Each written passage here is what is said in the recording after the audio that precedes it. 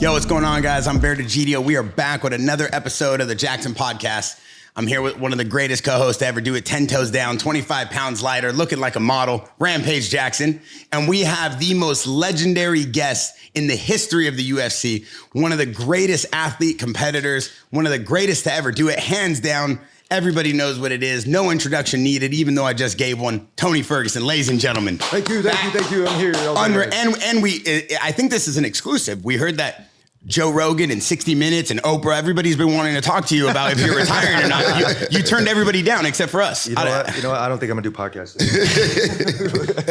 what did Oprah want with you? She probably got her eyes set on you. I have no idea, but I had to turn her down. Hey, be honest though. Real talk now. If Oprah, are you single? You married? No, I'm married, man. I got 2 kids. Oh, okay. My first one and my second one. All right. If you wasn't married and Oprah was trying to get with you, would you like sugar mama it up? Be honest. Skinny Oprah or big Oprah?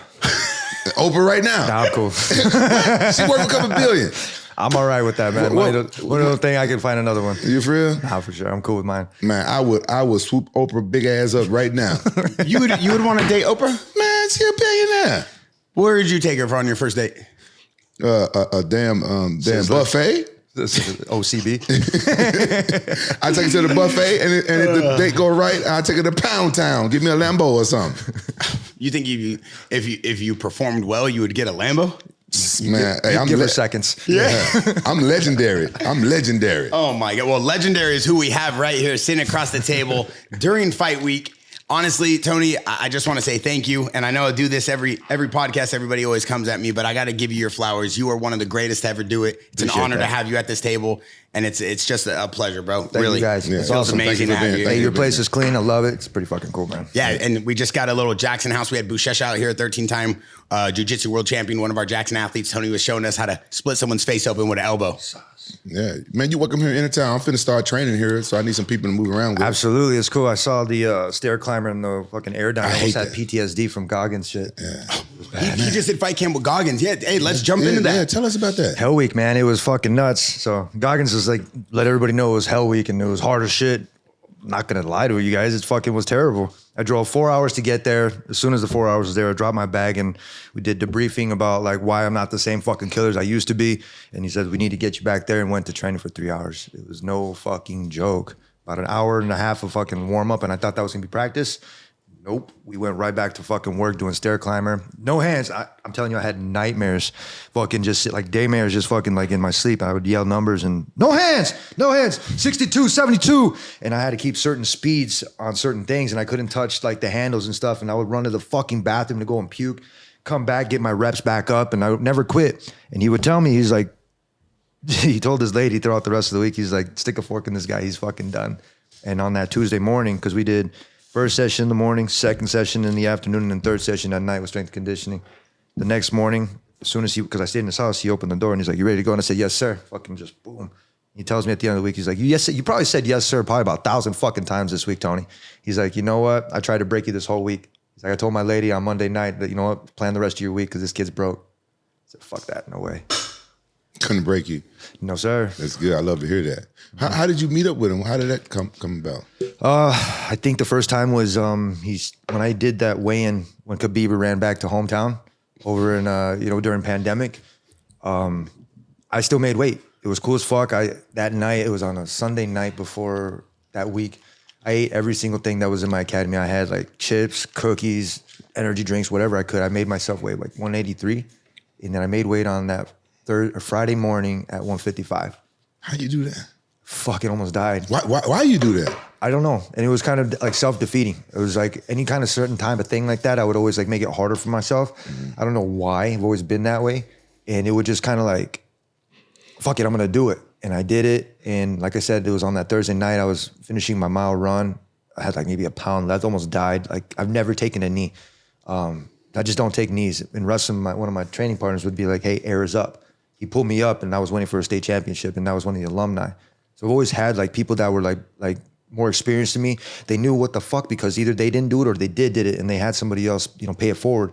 And I was lucky, and that made that weight, and nobody did. And it was the only thing in sports history that was going on that fucking day, on that Friday. So it was on ESPN making weight, my choni, my underwear right there. Yeah. And here's Khabib over there being pissed off and, living his life. But it was like the coolest thing. And Goggins sent me a fucking message, how he does his run thing. And I don't know Goggins. I don't know how he was with boats and all this other shit. I never knew it. Never followed it, never super fanned. And he sent me a message, and through my agent, sent it to me, and we just kept in contact. And he'd send me another one once in a while, send me a text. I'd get his number. And then he finally reached out to me before I went there, and he's like, Tony, he's like, I want to help you. And I was like, yeah. I was like, where you at? I thought he was like on the East Coast. No, I'm in Vegas. He's like, I have a compound out here. And every morning and every night, every time, he would text me and check in on me. Like he was just a guardian. And it was cool as fuck. And I would be really honest with him. And he's like, I need you to be really honest with you. I need to get in your head, Tony. I was like, I really need to be honest with you. He's like, we can get you there. He's like, but you're going to have to go through the shit. He's like, when can you get out here? And it was Halloween. And I was like, well, I kind of want, I want to go now. I told my wife, let's get out there. And I was like, and she's like, well, if you want to go, you can, And I said to him, I asked him, do you mind if I stay Halloween with my kids for a second? I'll come immediately out there. And he's like, yes, sir. All right, cool. So I drove there on that Monday, and then that's when it started. Craziest fucking thing. That, like I said, I never knew what he was about. I didn't know how intense he was, how 200-mile rate. I didn't know anything. I just showed up, kind of like how I did with my father. I met my father this way. I just showed up at his door one day. That's how you met your daddy? No way. Yeah, it's been the fucking craziest life I've had into this sport. Like I met my father maybe one time when I was 13. And he's old school OG, pleated plants and everything over here. Cool dude, just whatever happened to my parents. But then I didn't know where he lived. And so I lived in Michigan for a long time, and I would always come out here and visit. And I would always look in the yellow pages or the white pages to find his name. I didn't know his first name. And I was just kind of like looking, and I would make phone calls, try to see if he was there. And I remember one time, and it was every fucking summer I did that for the longest time. And then I'm over at, not West Coast Jiu-Jitsu, it was maybe 2009, 2010. One of my trainers from Core Fitness out in Oxnard, he's like, asked me what my name was and so on and so forth. And my cousins knew what was going on, but the guy that was my trainer ended up being my cousin. Damn. And then he's like, you're the one. He's like, you're the one we always talked about. You're the guy that's the sport kid. Was your dad looking for you? I don't know. I didn't really care. I was looking for him. But how did it go when you walked up on his doorstep? So it was chill. He was old school military, and my uncle, before that, my uncles would show up at the gym, and I'm doing push-ups and stuff, and they're like, they'd fucking get down and do push-ups with me. And it was really cool. And then I got his address. I rode my bike over there, and he opened the door. Hey, Mio. Acted like we didn't, there was not a skipping beat. I had my dad and I had my father, which is completely different. But I wanted to see what I looked like when I got older. You look like him? Yeah, a little bit. Yeah, about the same size and everything? He's bigger. No, he's bigger. Yeah, he's bigger. He's bigger than me, which is cool. But it was cool. He was military. He ended up falling off a bridge. He broke half of his body, got pins, needles, rods, all that stuff. But he was the one that taught me how to hit the bag. He was the one that taught me about the pounds per square inch and the crushing power, how to make the bag not push, but bend that bitch in half. Wow. And so he was just power me, and he was there. And it wasn't like when he was holding the bag, people get pissed off, why weren't you there? No, it wasn't like that. It was this is a cool fucking experience for me. It was another goal of mine, to be hey, fuck yeah. Listen to everything that he had to say. And I've always been that way. And then Goggins was the same fucking thing, listening to people that were more experienced, that had been there than you, that know how to push you because they see something. And they're like, man, they're missing something, but we got to get that back. And I've been really blessed that people, I got family on both sides of the good and, all the other shit. But I've always been fortunate to be at the right time, people be like, no, you go that way. You go that way because we see something different. You go that way. You can be around here, but you're going to go that way and you're going to keep doing what you're doing. And like I said, I think it was the coolest fucking thing that Goggins did. Nobody has ever, I know I'm long-winded right now, but nobody's ever did it. Olympians, endurance athletes, ultra runner, all the shit. And he tells me that the reason why they wouldn't do it, that he would have to skip rocks, get the fuck out of here, because they would have to know how many sets they were doing or how long or what they were going to do or make excuses why they couldn't show up. And he opened his doors to me, and it was, I didn't know, but it was fucking, you better fucking do this shit. And no matter I remember I cramped one fucking time and it was the worst fucking thing. He made fun of me like a motherfucker and it would not go away. We were doing upper body. My bottom half was cramping and he was just laughing his ass off. And I built a lifelong friend, which was cool. Yeah. He looks to me kind of like his son, which is fucking dope as fuck. And I call him Sir. Chief, call him Chief Goggins, which is cool. And I don't give a fuck whoever doesn't like him, man. That dude opened his doors to me. He seemed like a nice guy, though. He's super chill, man. He's cool. But B100, after your fight, did he call you a bitch? No, it was different because I had my knee torn. My knee was torn. But I'm just saying, like, because he was a crazy fight against Paddy the Baddy. I was surprised that him being in your corner was a unique experience, huh? I had asked him, like he didn't bump heads with anybody, but like, everybody doesn't like everybody. If everybody likes you, you're probably doing the wrong fucking thing. Yeah, that's nice. You know that's what I mean? That's a good way to say it. It's so like, he showed up and it was cool. I cut weight at his compound, which was dope. He lives in a dope ass fucking compound. Is it like a couple acres and shit? Like he lives with Celine Dion and Mark Wahlberg in the same fucking compound. Like it's fucking dope. How does motherfucker that rich? From running he's loaded. He's cool, man. Like it's just he's really cool. He's got good people around him. I can't really say. Well, he said books. He said books and stuff like that. Huh? He's to a lot of people, we're inspirational to a lot of people. A lot of people look up to us doing what we're doing, and he's got his own way of doing things, and so do I, and so do you. And we're lucky that we're paving this way for others to be able to follow and to crush that. What's one of his books? I want to start reading this shit. You know what? I've never heard of any of his books. God damn. I'm telling you, Speaking I've never heard it. I never read it. I never knew anything about Coach. Like it was, and I think that was the reason. He just reached out to you. We both kind of did that. We both needed it. Like it was just like. What a great dude. Yeah. Yeah, it was cool as fuck. Like I can't say anything bad about it, but. Did you have any mixed martial arts background? Or just like training and mindset? A lot of training, dude. But no boxing or kicking or He straight up tells me, he's like, your mindset is stronger than these Navy SEALs. He's like, these Green Berets and everything. He's like, these guys wouldn't go through. They have a lot of fucking problem. They have a lot of quit. He's like, dude, he's like, you have your own mentality. He's like, nobody can result to that. Bro, it shows in your fighting. It shows how big your heart is and how strong your mind is. That I wanted to ask you, have you thought about doing any sports sports therapists, So what I started doing was I wanted to go to school for a PT. In high school when they do like the what do you want to do? Mine was neurology. Oh, nice. And so that, it paid a lot, which is cool. And then I wanted to go. And so physical therapy I went to Central Michigan and they made it a doctorate that year. I said, fuck this. I was like, that's a lot too long. Yeah. So I ended up partying and then I went to a community, got the opportunity to go in and help train this dude that was a wrestler, 3-time national champ. And my buddy that from high school, he calls me up. He's like, Tony, would you mind coming in and helping Gitch? And I was like, dude, I've been bartending. I've been fucking smoking cigars. I've been, eating steak hoagies and all this shit. I don't know what I can do. He's like, Tony, just come in. So I went in there and I ended up schooling this dude 9-0. Oh, wow. And I went and I puked in the fucking butter. Why are you doing all this puking? Just because I would be out of shape. I would be out of shape. Yeah, I would push myself to certain limits. Rampage. No, but I train hard too, but I ain't never puked. No, he trained. I was out of shape. I was out of shape, and it would take I wouldn't always. Do you smoke weed? No, not anymore. I mean, that's back then when you. Yeah, right now That's why you was puking. Drink and I don't smoke. But that's why you was puking, I think, because I seen Tito used to do it in the gym, and he used to smoke a lot of weed, and he would go and train, and I see a lot of people that smoke a lot of weed and they train, they puke. I was smoking Black and Milds, and and we at the end of the night, and our bartender, our team, when we do good, the bar, the man and owner would fucking, be like, hey, good job, guys, and then we would just chill, man. Yeah. So it wasn't like I was training. Usually I would run and go do that, be impressive, and so on and so forth. Nah, fuck that. I'm on a beach bar, bartending, and I'm cool, man. Are you done with the Black and Milds now? Yeah, for sure. I haven't had those in a while. Bro, I used to smoke them up. I started back smoking them when I was wrestling in college. Yeah. Big mistake. Habit. Yeah. It was a habit. It was kind of crazy. I mean, speaking of wrestling, what was like with Brock Lesnar on The Ultimate Fighter? Coach was cool as fuck. Like I've got a lot of coaches, man. I call him, like, I'm gonna be real, like Coach Jackson right here. Like it's different. I'm the same way, yeah. Respect. That's awesome. I don't know any different. Yeah, that's so awesome. It's always been make the grade to play and have people that you want to do. Yeah, fuck yeah. I don't know anybody else, but for me it's different. But I still keep in contact with Coach. And he said after one of my fights, I think it was maybe 4 fights ago, you should think about retiring. Oh, wow. Who said that? Brock? Coach. Yeah, Coach Brock. And he was real. He just texted you, hey, Tony, I think it's time. But we would always, and for coolest thing was he would always tell me, save your money, pay your taxes. After every fucking fight. Every fight. Nothing like good job and shit. Hard. Save your money, pay your taxes. All right, Coach. He's smart. Hey, that's a wise man. He was a good man, though. He taught you a lot? Only reason is because I showed it on the mat.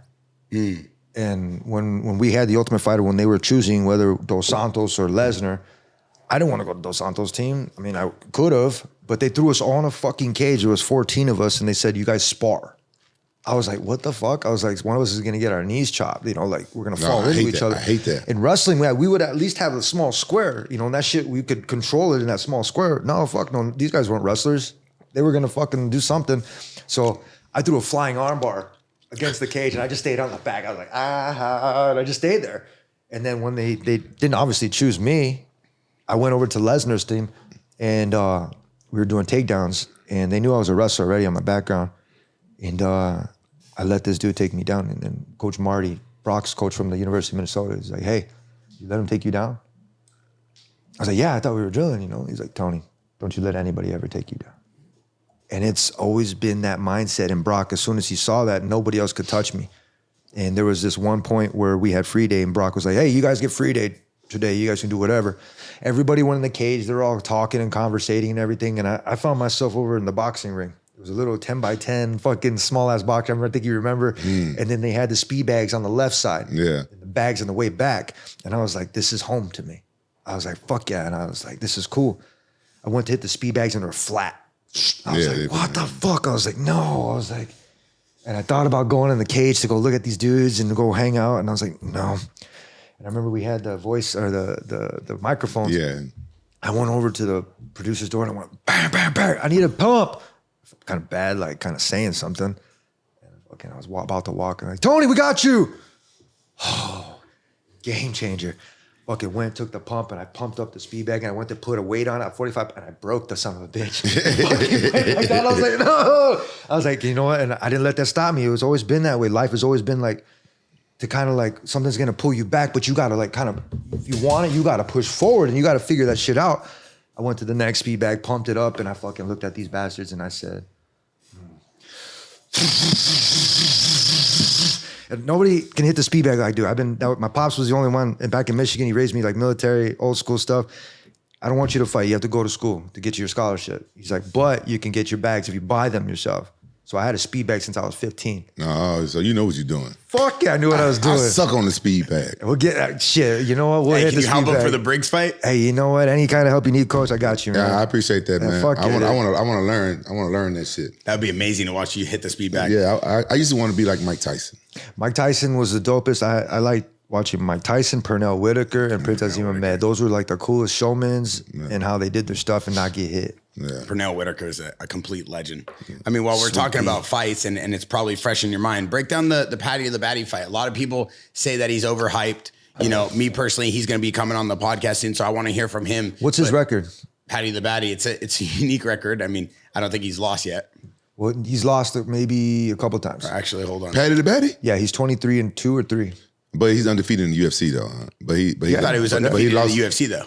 But he lost before, but not The in the kid UFC. is very beatable. I'm gonna be real with you. When I went, nobody knew this. After the Goggins fight camp, my legs got super fucking strong. And my tendons, my pops always told me, he's like, you don't want to lift a heavy bunch of weights because your tendons aren't going to be able to support your muscles. Okay, well, I didn't lift a whole bunch of weights, but what I did is I always want to be bigger in this division, putting on muscle, put on weight. And I lost track of my flexibility and my movement. That's my fault because when you get interested in another thing, you get busy owning businesses, you get busy with so much other shit, you don't lose interest, but your time goes different in other places and you just put them in certain spots. And Goggins was that dude that told me, he's like, dude, or Tony, he's like, everybody else has got this this quarter-sized pool that they put all their talent in, but they don't have anything else going on. These young, hungry son of a bitches, they don't have too much going on. Tony, you got the exact same amount of talent, but let's just say you got all this other stuff going on. That effort that you're putting in there, all that stuff has got to go.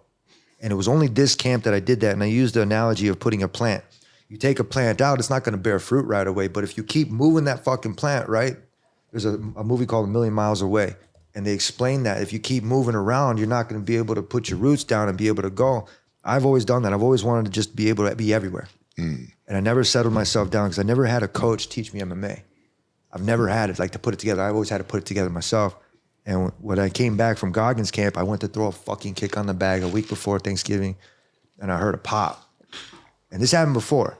I threw a pop, and I put my foot down, and I was like, what the fuck? It felt funky. And I was just like, don't think about it, because my pain tolerance is just fucking everything. I went and I posted a video of me dancing, but I edited it. And I was like, after I would move and I was trying to hit like shots and stuff, it just didn't feel the fucking same. So I went through camp with nobody knowing. And I've done that before. You always have bumps and bruises and, you know, all the bullshit. You know, nobody's always 100. And I went through there, didn't do the same thing. I hired in a new, new coach. And the one thing that we haven't done is sparring. I'll be real with you, coach. The one thing is, and the second thing better is sparring and the timing. You didn't spar for the last camp? I haven't sparred in years. At all? Why not, though? I don't understand that. Like at all, Tony? Even during your camp, 0 sparring partners? So I would trust people to put like people in front of me, and it, like the last one, I won't say too many names. Yeah. But it was just, he just said he wanted him and this other dude. And I paid this dude a couple bucks, you know what I mean? Like 5 figures of money to like be able to set this up. And it was just 5. And my wife tells me, she's like, you need sparring, you need this. And I would get like, okay. But by that time when I got hurt, I was like fucking not bashful about it, but I'm like, damn. And even jujitsu was like, I couldn't go like on my knee, it was fucked up. And so I kind of put that aside and I was like, you know what, I can still do the same thing, because when I had my 12-fight win streak, I went from sparring with Rain Training Center. And then when Munoz when he walked away from that for a while, I didn't have it and I had to find it again. But then pandemic hit me fucking hard where I didn't have it again. And it was, like I said, it was always like a building process. I mean, you know, in the Bible, it's like Proverbs, I think 24:16, and it says, a man falls down 7 times, he gets up 8, but the wicked stay down. And I've always found my way to get back up. And I have 7 losses, but I needed a slap in the fucking face where in the Patty fight, this kid was beatable. But I've always, when pandemic, you're supposed to be able to be in touch with your brother and help him out and be there for it. I felt like I did that, but then I was like, okay, that, not killer mentality, but it was like, quit being nice. You don't know anybody fucking shit. I don't know UFC, nothing. I don't know. And I texted Dana, you know, I have this kid, Kalen Walsh, I think he was in here. Like, I've done a lot for this kid, but he don't know me shit, but I'm a guardian of his. He's great at boxing. When I heard him hitting the bags, and it was like during pandemic, nobody was giving him the time and day. Wow. But I would go there on Tuesdays and Thursdays to make sure he was hitting the bags right, stretching, and doing these things. And dude, I co-signed. Talks very highly of you. Yeah, I mean, I'll be real. I co-signed for him for an apartment. The promoter, nobody else wanted to do this shit. Wow. And I had people do cool things for me, and I was able to. And I told my wife, I asked her, I was like, hey, do you mind us doing this for this kid? And we did it. And I remember the coolest and fucking most proud day when I signed my name off of it, because he built enough credit and all his own things to do his own shit, because he's a man of his word. And I appreciate that, because now he's going to do that for somebody else. And that's how you pay it forward for a lot of athletes that are like that. And if it wasn't for a lot of people to do that for me, I call him my stepdad, to take me out of California, because I was born here in Oxnard, and he's like, I can't raise you out here. I'm going to raise you in Michigan. I grew up walking to school in the snow, cutting cords of wood for heat. No push button heat. I had to do wood stove shit, storing it. When we run out, you have to go back in the woods in the winter and go. Like I got raised like that. I did that shit one time when I was in college. I was dating this girl, and she went to Argentina to be a foreign exchange student, and her dad got her this fucking card. Like this, back in the day, you gotta have like the long distance card, whatever. And she ran that motherfucker up, calling me and shit. It cost her a lot of money. So he called me. He said, "Hey, you owe me some fucking money." I'm like, why the fuck I owe you money? He told me, like, oh shit, they're calling cards. So this up in the mountains, this is in Northern California, up there where, you know where that big Paul Bunyan sign is? She lived right around there, Clear Creek. He took me out there. I had to go fucking chop that wood and do all that shit. That shit ain't easy, man. I had to throw the big logs, and that's why Goggins like this motherfucker. That's some man shit. Yeah, that's some next level. Yeah, you gotta have a little grit to you to go be chopping wood and stuff. Fuck yeah, I wouldn't even know how to use an axe. I wouldn't even know how to use that. Bro, that's when you know, like, yeah, I'm a fucking man. You ain't using no chainsaw. I can't do all that. Two differences. There's an axe and they call it a maul. It's got a hammer on the one side and that splits the wood. Yeah, he walked in, he said, you know the difference between a goat and a boat? I said, no, I don't know the difference. He says, goats, they come and go. Boats, they always stay afloat. Best of all time, baby. I mean, Callum Walsh, he won a UFC Fight Pass, like Fighter of the Year. He's a boxer. Yes, the kid's phenomenal. He was in here with you. He took some photos and we hung out and we watched him. I mean, Tony, where did this idea of like Tony Ferguson being just the man, the myth, the legend, like you have this persona about you, like you have this thing about you that no one can figure out who you are, the man behind the blades and shades. Like, is this obviously it's not a persona. Obviously you're one of the greatest martial artists the UFC's ever seen, but where did you get this from? Is it fighting? Is it you want to win money? You want to be unbeatable? You want to fight forever? What is it that gives you this persona? My wife asked me the same thing. Yeah. She hates that mysteriousness about him. But I'm a magician. I've been doing magic since I was like probably like 5 or 6 years old. and I do cards, coins, rubber bands, whatever. And it's just like street stuff. And I just like to do little things like that. I've always read a lot of books. I got grounded, a lot. And so I was always having to be outside playing. Video games were cool for me. That's how I learned. You learn to read faster. You have to do that. So there's little things that made me who I am that not a lot of people know. Like I'll open up a little bit I don't do podcasts. I really don't, because I don't like to open myself up. But what I realize is a lot of people, they get inspired by it. But my job is not to inspire you fuckers. Like my job is just to be me and have my kids look up to me like I'm a fucking superhero. 100. And I don't try too hard because I like to laugh. I like to enjoy this stuff. But if people are around me enough to understand that I'm very intellectual, I love going to school. Like I just did a HBS, Harvard Business School type of thing. And that inspired me to go back to school to get my doctorate. You're in Harvard right now? I just did an HBS thing. You know what? We'll probably try to, if you want to try to go in the business school over there, I guarantee you, dude, it's the coolest fucking thing. Fuck no, I done my school. I'm sick of that shit. See, so man. Yeah, I never go back. It's either for you or it's like you did it and it's like the next chapter, you're fucking your shit. And for me, like that's the next thing is to make sure that when I did it, my kid could see me do it.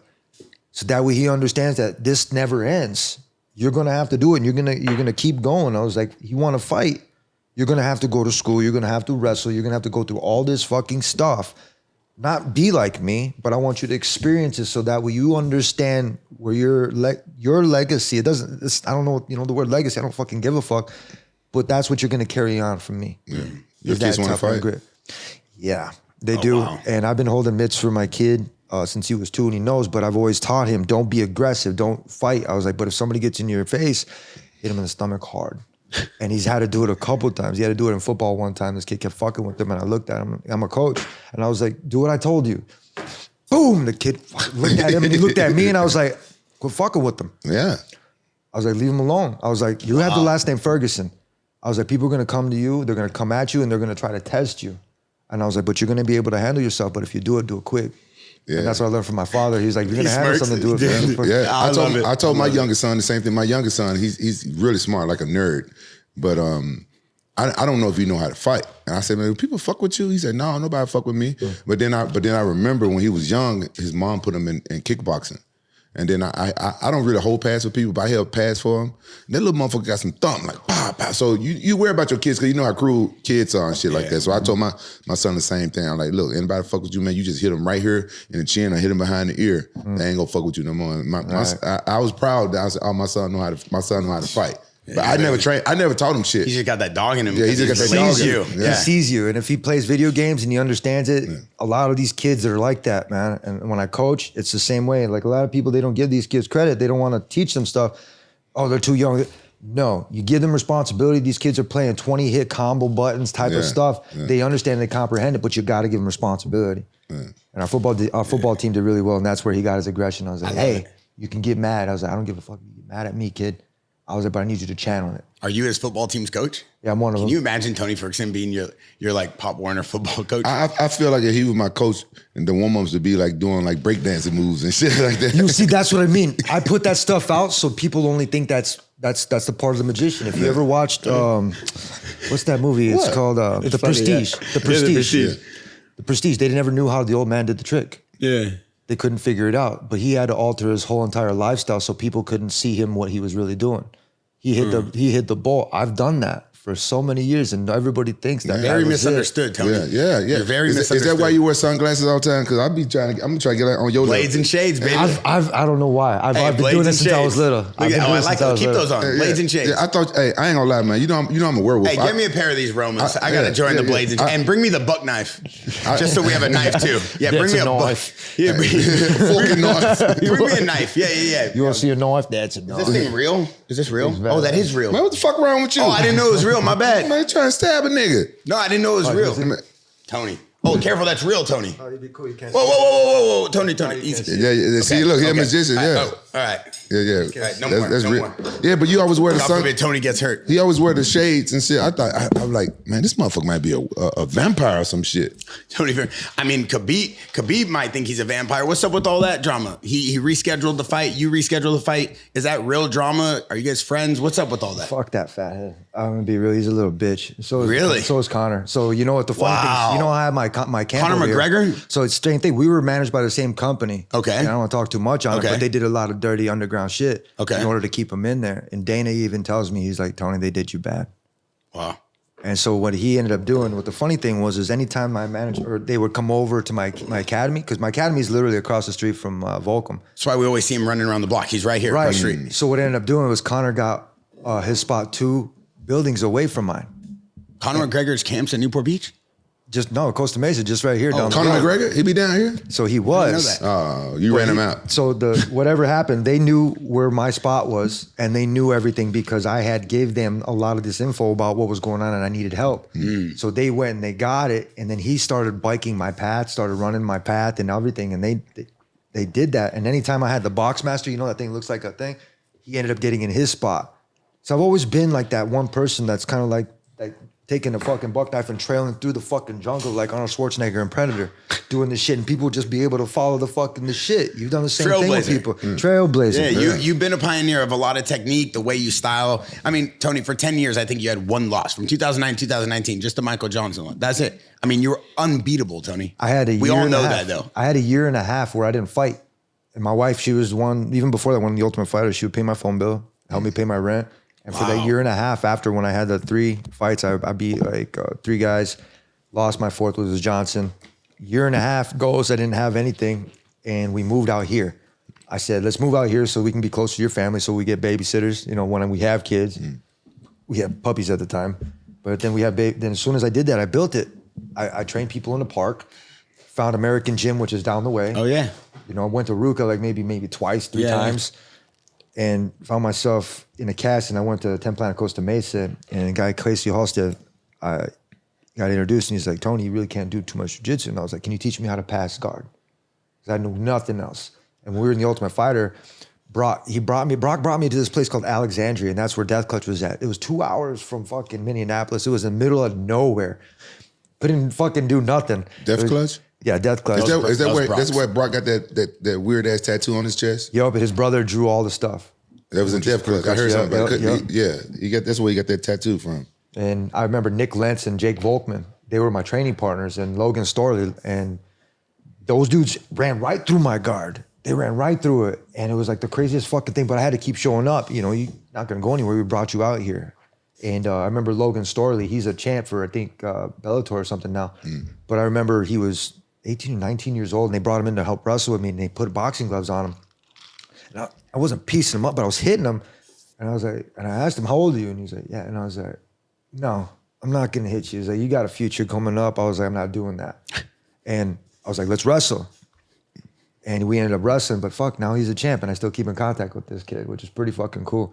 And we're lucky that we have like these young dudes that have, I just turned 40. Man, you still young, man. You look like Ricky Ricardo. Yeah. You look young. you only 40?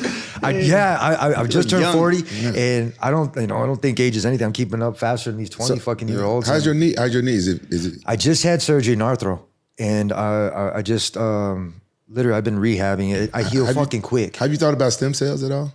You know, PRP I had on that one. Yeah. I had 4 bone fragments the size of quarters in my elbow, and I thought I was gonna have to deal with that for the rest of my life. I didn't know it was Bro, bones. let me set you up with BioCellerator, bro. They'll give you stem cells for free. I'm down. That's cool. In Colombia. Rampage talks very highly of them. Yeah, I'm going there on the 15th next month. Resets your whole body. It's a full recovery process that actually takes your health and wellness to a whole new level. I mean, so I'm gonna take you on one next, and I'll invite you guys to this one. Next time I go, it's called the Stratosphere. Now it's this one thing. It's not hyperbaric. The ride in Vegas? No, this right here is NASA. This is you talking about like SpaceX type of shit where they take you to certain levels, like probably from 0 feet to 27,000 feet in a matter of seconds. That's where the moon at, man. Yeah, wait, what? It's like it's I'm it's scared not of the heights. dead. I'm scared of heights. No. I ain't going to 27,000. You're not going I'm nowhere. good. You're in a capsule. So it shoots you like a pod? Yeah, like a fucking. It's a pressure. No. You shoot us under 27,000. You stay in the same spot. But what it does How? is it's brand new technology. You had Ari for IMG wants to buy in it, but he lowballed him and he said, no way. It was a $2 million machine. And what it does is it takes you, not sub-level, it takes you high, like you're in a plane. And what it does is it raises, I think, EPO. Oh, yeah. And then it oxygenates your blood and it helps healing. How much it costs to get in there?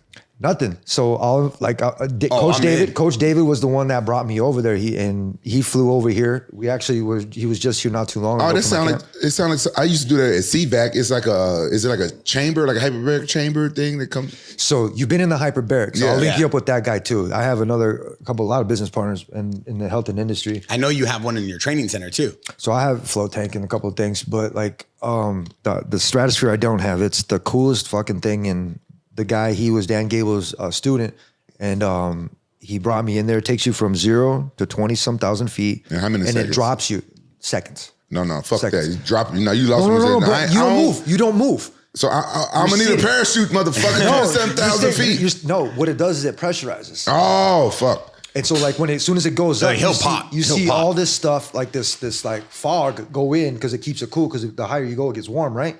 And it goes into pressure. Did it get cold, huh? And it gets cold, but you're in there and your ears pop and it drops you. Yeah. It brings you up and it drops you in the pressure. And you can see these barometers and everything on the computer screen. And then he's right there doing this. And his name's Robert. Cool, man. Robert Williams. I know you're talking about it now. Scares I know me. you're talking about. I wasn't built for all that. It's cool as shit. You with Goggins and shit. You talking about going 27,000, jumping out of. You're with Goggins. I'm down for that too. I'm not with that shit. I remember it was the coolest thing. He brought me in there, and I did that a couple of weeks into it. And he's like, Tony, this will help you take more hits. He's like, it'll help your brain. It'll give you more cushion. It'll help your healing.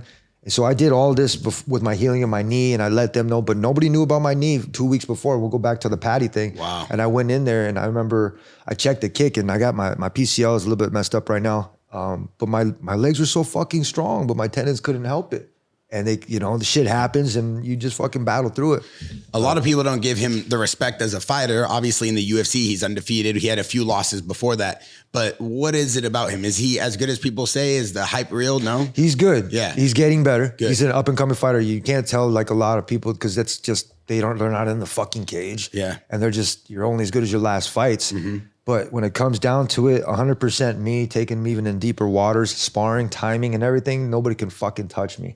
And that's how I feel about it. I've never seen you get tired in the cage. Never seen you. No, that's the same thing what Munoz was said. You know, you had Chael Sonnen and they would, he stayed after practice one day. I knew it and I kept going. I can train all fucking day. And I listened to one fucking knucklehead trainer that was one of mine.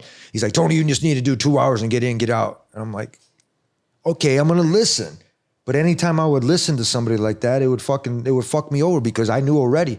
These dudes, they're not magicians. They're not fucking bartenders. They don't know to stay after, make sure that the sinks are clean and going after and closing the drawers and everything and so on and so forth, mopping the mats and everything. You just got that work ethic. Right. A lot of people don't have that, yeah. No. I don't got it. I ain't gonna lie to you. I don't got it. I be want to get in the gym and I want to get home, play video games. That's my training camp. Gym, video games, eat, shower, gym, repeat. RPGs, I got you. That's RPGs, Final Fantasy. I'll dock in 100 hours, more than that a couple times. My kids, same way with Legends of Zelda, Breath of Wind. And all of this, I have that as my downtime. When I was training in Death Clutch, Pat Barry was my roommate. And he was the one that told me, like, Tony, they came to interview me. He's like, you guys aren't going to see anything cool. I'm going to go and train and I'm going to come back and I'm going to sit on my ass and watch movies. Hey, ask Pat Barry. I want to ask him about that Congo fight. I'll text him. He's cool. Man. He's coming. Him and Rose are coming. Oh, okay. Yeah. Rose is chill too. Yeah. I remember when I never met her. She's cool, man. Like, I remember she was one of my sparring partners and I was like, I can't hit a girl. And he said, she's going to hit you. How hard did she hit? Well, she kicked me in the head. And it was like the funniest fucking thing. And I was just like, damn. I was like, okay. And so obviously I had to keep my guard up. But it was different because when she went to the Zhang Weili fight, she had asked me a question. And, I got full respect for Zhang. And she was like, what do you think, Tony? And I messaged her. I was like, do what you do when we first met. And she fucking ended up finishing Zhang. Wow. And I was like, do what comes natural to you. Mm-hmm. That shocked me. I'm not saying I didn't think she could beat her, but just the way she beat her, because I just put that Zhang girl, I just put her up on the pedestal. Zhang, look, and it goes into it when an athlete does what they're best naturally. and they have no other way to go about it. You put too much on your plate. Look, if I'm a pitcher, and I would go in there and I would throw fastballs and changeups, and I'm very accurate with what I can do with my fastballs. Yeah. But if I started throwing curveballs and I started throwing all this other shit that's not a wiffle ball, then I'd start fucking up my mechanics. Hey, that Jane girl, have you ever met her? Because you know I like them Asian girl. I want is she into the brothers? She probably is, man. I'm gonna be real with you. So she's cool. She picked up Ngannou. She picked up Ngannou? Yeah, she picked his ass up, and so I guarantee you she'll probably pick you up too. Yeah, I ain't never had no. Who's she picking between Ngannou and Rampage? That's on her, dude. Yeah. I'll make the introduction. I'm a bridge builder. Yeah, hook it up. I ain't never had no in shape like fighter Asian girl like that. You know, so I think I could. That's a power couple. That's a power couple. Yeah, I can teach her a thing or two. Let you hit you. He likes it rough. Tony knew it. He liked it rough. You went powerbomb. I let her put me in a triangle choke. Yo, Tony. You're a menace. Tony, I want to know about the Khabib thing though before we move on from that. You wanted to fight him. That fight got rescheduled quite a few times. And I want to kind of put an end to that fairy tale of what people thought would happen, that what didn't happen. That will never end. The fairy tale will never end. Tiramisu Tuesdays are always going to be there. McNugget Mondays, because these little bitches are my bitches.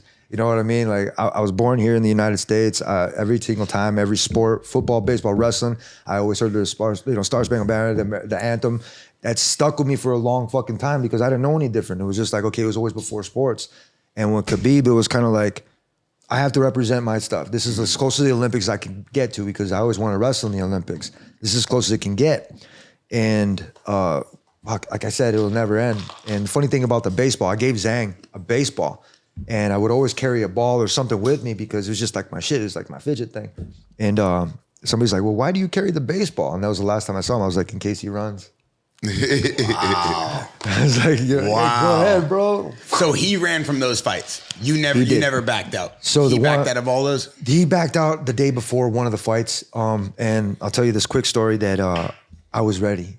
Like I remember when I was training in my garage. I remember I said I started at a park and I went to a garage. I built it in my garage like the Ultimate Fighter. A little bit of turf floor, wooden floor. I took, the sliding mirrors. I took off all that stuff and glued them on the wall. I had it just my shit.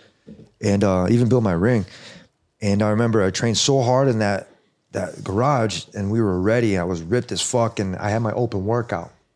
And I'm fucking just moving, yelling and everything. And they're like, what about 10 Planet? I was like, I don't know. Or what do you know jiu-jitsu? I was like, I don't know jiu-jitsu. I know 10 Planet, bitches. And I was full of fucking confidence going into this shit.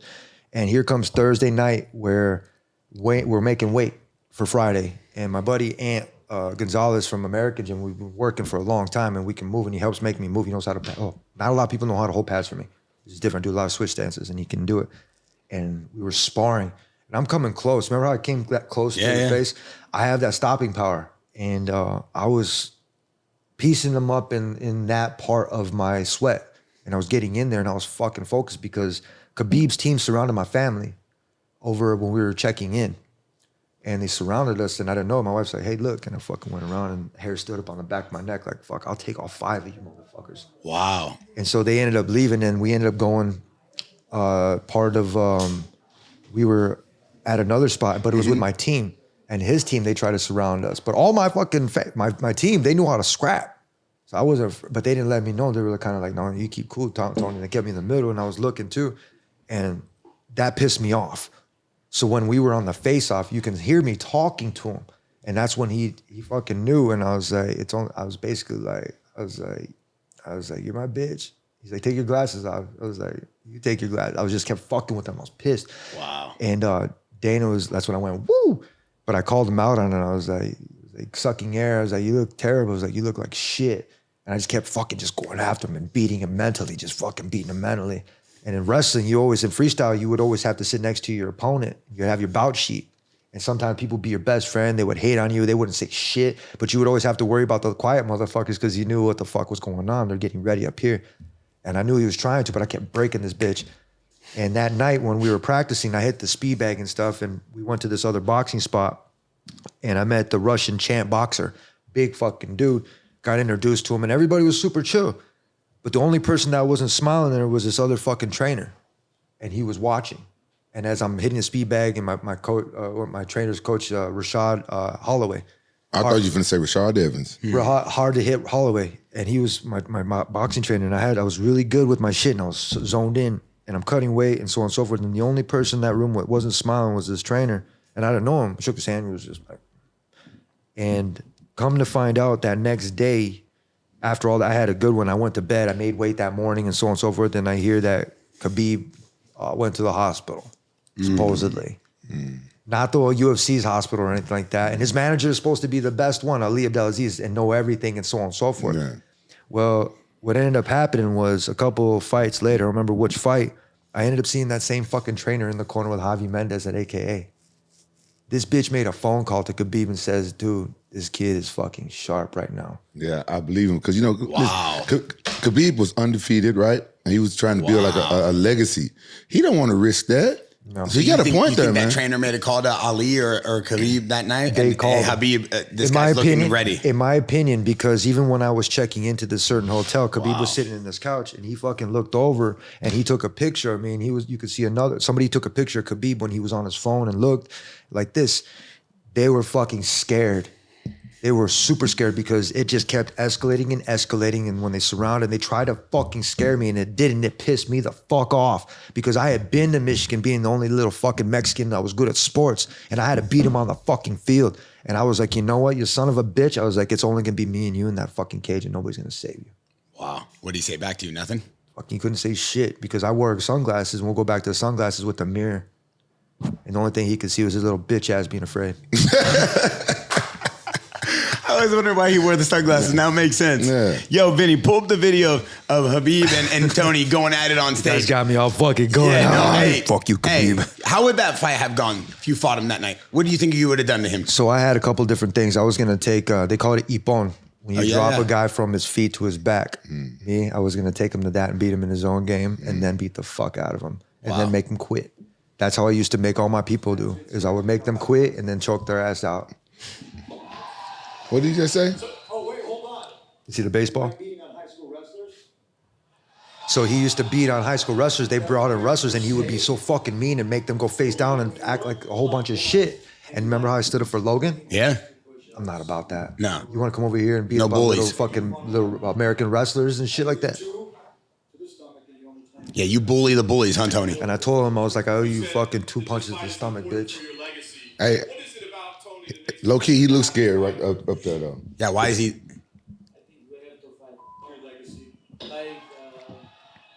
I was pissed.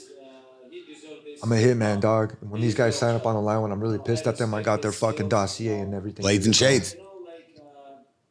Like fighter, he's a very good fighter, but white people don't like him because he's stupid guy. He said white people or white people? I'm very educated. You know he's stupid, dude. I would make him say stupid shit, his real stuff. When he was in New York with this cousin, he would make him fun of homeless people. They would give him money and fucking make him do push-ups. And then he would fucking like, kind of not strippers, but they would throw fucking money on it. I'm telling you, it just escalated so fucking much where I was like, I have to make an example of this bitch. He looked scared up there. I ain't gonna lie. When you talk shit to him, you can see it in his face. Absolutely. And he knew already. I mean, shit happens when it came to like when we wouldn't fight. But I'm gonna be real, like, you know, this dude, he's a Mohammed Juha. Like, he makes all the cartoons and shit like that. But they said if we were ever fought, I'm not saying it was a Muslim Christian war, but dog, I was gonna fuck this dude up. Like, I'm gonna be real with it. And I had his fucking number. And if you can fast forward it to when we did the face off, I put my belt on the ground, right? And he kicked it. Wow. But it wasn't the purpose of that. Watch, fast forward to it like right here. Now watch. Back up a little bit and you see me put the belt on the ground. Dana out the way. Yeah, Dana knows I don't fuck around. I'm not saying Dana's scared of me, but it's a little different with me and him. He's cool.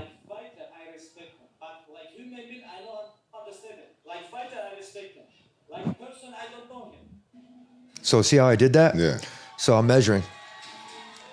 Because he steps up. Do you see how I'm measuring my feet? In a wrestling match, you have the block, the square, green and red. But I put that down there. You see how I went low? Yeah. You know, no, he doesn't fucking know. But I was getting ready. I'm measuring him with my belt. And every single time I put my belt down right here. Look at, that's how close I was to ankle pick. Wow. So I'm fucking making sure that I'm telling you, like 00 shades. It's completely different with this shit. And So when you people were sizing up the distance control right here. I nobody love that. nobody understands what the fuck I Wow. do. And you know what? I'll share that with you guys very intellectually. But What's he yelling at you right here? Take off your shade, take off your glasses. I told him, I was like, take off your glasses. He didn't have any. So I'm like mentally fucking with this dude, just fucking being like that guy. Oh my. Hey, the time. bell kick don't fly. I don't give a fuck. I'm gonna be real with it. But he pissed off. He's never got pissed in any fight. The bell kick don't fly with us. You No, you kick can't. the No, you champ's can't. belt. You can't kick the champ's belt. Well, you can't kick it, but what he ended up doing, right, is I got measured. I didn't have to handshake him because I wasn't going to, but I wanted to get close enough. And when I put my belt down and I realized that that was my tool, when I went home, nobody knew it, but I had it in my head already. And when I picked up my belt afterwards, I went like this and I went here, I was like, thank you for fucking giving me your tells. I already know what the fuck to do. Tell me how far like that was the press conference for how long away was it before the fight? When was the fight supposed to happen after that press conference? That was like the beginning when they first announced it and Vinny shit. has the dates for Tony. You know, but you know what I'm saying? Yeah. So he It was a couple months. that was a couple months. Okay. I trained it was a minute. It was a minute. so he between- let you 6 go- months before that. Oh, so he let you go through the training camp thinking you're going to fight him and everything, then pull it out later, or did he pull it out way before training camp? So I've gotten hurt one time. I mean, he's gotten hurt probably like maybe 3. I got hurt twice. Oh, okay. One time I fucked up my knee. I tore my LCO, which that's the one where it's like I had a full cadaver reconstruction. Yeah. The dude, I was out here and I went to go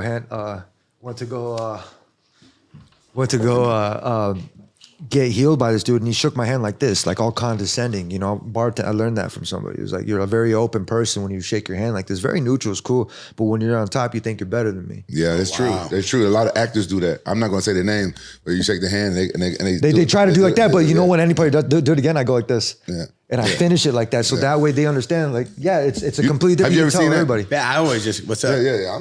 Yeah, what's up? Yeah. Same way, but I see they do, but Right. you know what I mean. I never even noticed that. I don't even care. We're talking about psychology. Yeah. Yo, psychology. Tony, there is so much more to you than meets the eye, Tony. You were probably the most like misunderstood fighter I probably have ever sat down with. That's Prestige, buddy, and that's what I told you. It's like nobody understands what I'm about, and I'm glad about it because I just literally just started opening myself about it because I've always been a closed book, and I had to do it until I got to a certain point. And I told my wife, I was like, "We're gonna be this way." I was like, "We have an opportunity to talk shit and be big and stuff, make probably a lot more money, or we keep chill and we keep the same way." And what we do is nobody's gonna fucking hide their cameras like this and do this, or they'll come up and ask us if we can. And it's been the best decision of my life because I'm real, I'm organic.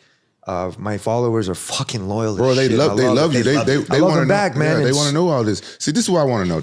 Because Give me a baseball. I got you that. I remember earlier you said like you was kind of like self-sabotage when you was trying to cut weight. You ate all that food and stuff like that.